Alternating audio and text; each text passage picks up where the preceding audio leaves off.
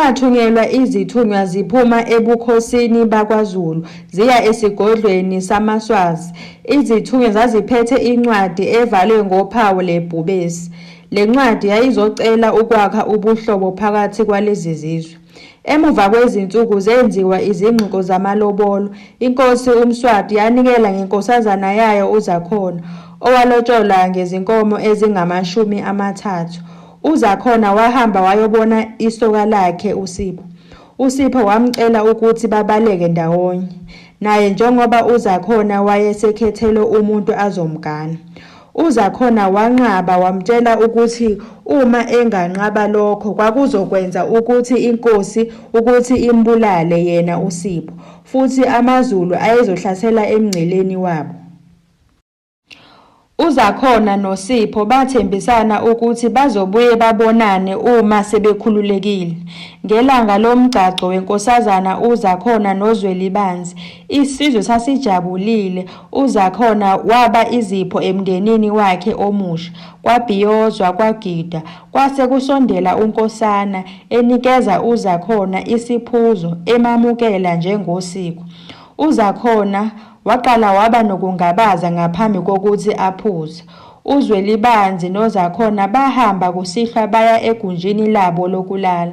uZwelibanzi waba nesibonakaliso, bemtshela ngobuthi obufakwe unkosana esiphuzweni sikaZakhona. Watshela ukuthi amphuzise amafutha engwenya. uZwelibanzi wavuka ekuseni watshela uZakhona ukuthi angathathi lutho alunikwa unkosana, wabe esemphuzisa amafutha. uZakhona noZwelibanzi bahamba baya emfuleni, babefuna indawo enokuthula abazophola kuyona. Abaqaphi babo babebeme buqamama bebagadile. Bahlala phansi kwicansi labo, babeka nezithelo zabo ezimnandi. Baqala ukuvulelana izifuba. uZakhona wamtshela ngesoka lakhe eliseSwatini, noZwelibanzi wamtshela ngesithandwa sakhe u-Aisha asishiye eNew York. Baxoxa bajula kwingxoxo yabo. Bathola ukuthi banezinto ezifanayo abazithandayo. Bazithola sebesondelelana, nemizwa yabo yayiseqala ukushintsha. Baba nokulangazelelana. Baqala baqabulana ngokwesaba, kodwa bagcina sebevumela imizwa yabo ukuthi ibahole. Izinduna zazihlangene ngaphambi kwenkosi yazo entsha. Unkosana wayehlalele esandleni sokudla sikaZwelibanzi, indawo yakhe ayethanda ukuhlala kuyo. Njengoba izinduna zazilethe izikhalazo zazo, zikhala ngokuthi izinkomo ziyafa isomiso, nezitshalo ziyabuna. Unkosana wayejabula ngaphakathi enhlizweni yakhe. Zathi ziqeda nje izinduna ukwethula izikhalo zazo, unkosana waye esekhuluma ethi, "Nkosi yami, isimo sesisibi kakhulu. Njengoba abantu behlupheka, imithombo yamanzi yesizwe samaNdwandwe igcwele ngaphesheya komngcele. Ngicebisa ukuthi sithumele amabutho ethu ayolawula leya mithombo ngaphambi kokuba bathathe eyethu."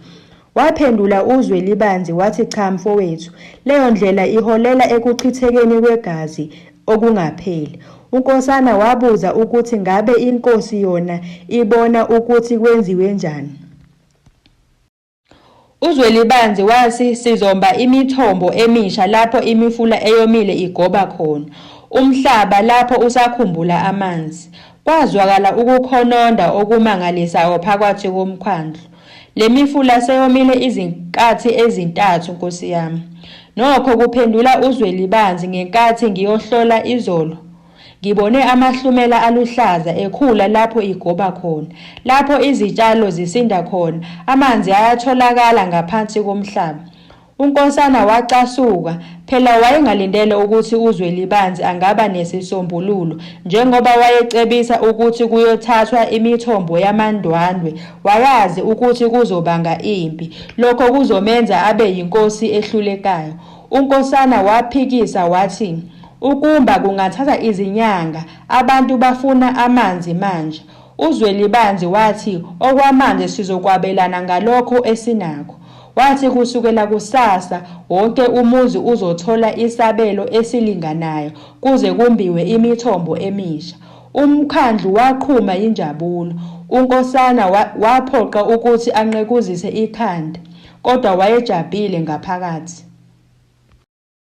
Ithonya lakhe ayelakhe ngokucophelela iminyaka eminingi lalinyamalala njengamazolo ekuseni. Emhlanganweni olandelayo womkhandlu, uNkosana walinda kwaze kwaphela izibingelelo zesiko ngaphambi kokuthi asukume enesithunzi esinzima.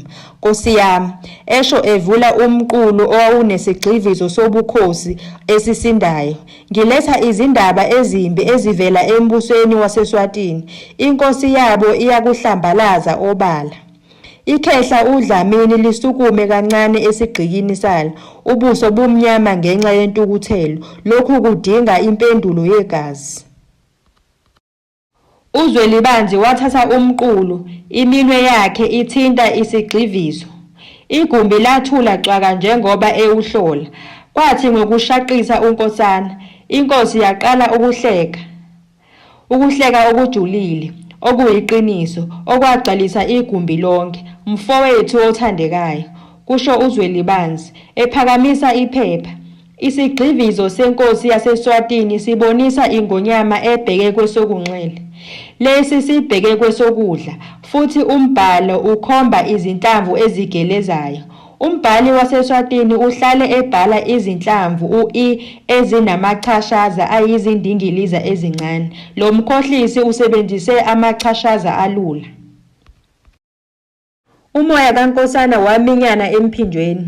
"Ngabe uyangisola yini mfowethu?" "Angisolanga lutho," kuphazamisa uZwelibanzi, ephonsa umqulu emgodini womlilo ophakathi.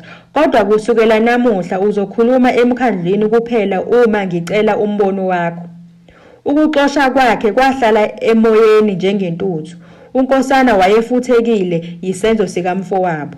Ngalobo busuku, lapho inyanga izifihla ngemuva kwamafu, uNkosana wanyonyoba waya endlini encane eyayikude emaphethelweni nezinkundla zobukhosi.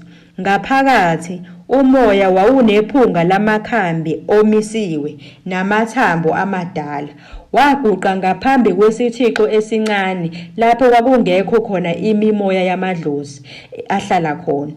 Esikhwameni sesikhumba wakhipha imbewu emnyama embalwa wayithela entendeni yesandla sakhe. Uma amehlo ebona iqiniso elingafanele mawafiphale, ehleba ecindezela imbewu phakathi kwemine yakhe. Isibani samafutha esisodwa sanyakaza ngamandla, nakuba kwakungekho umoya owawusinyakazisa.